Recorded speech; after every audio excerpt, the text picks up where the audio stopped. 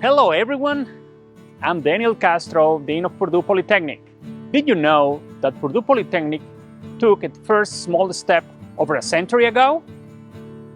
Our roots trace back to the Department of Practical Mechanics, established in 1879.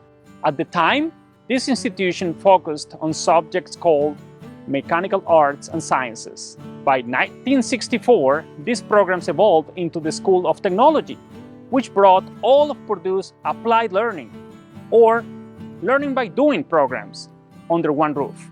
During World War II, Purdue supported new demands in manufacturing with the Engineering Science Management program.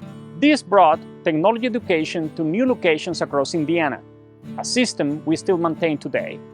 In 2015, we embraced a new era by becoming Purdue Polytechnic. We renewed our commitment to transforming education, emphasizing hands-on learning, problem-solving, and collaborating with real-world industries. Today, Purdue Polytechnic produces graduates who are industry-ready from day one.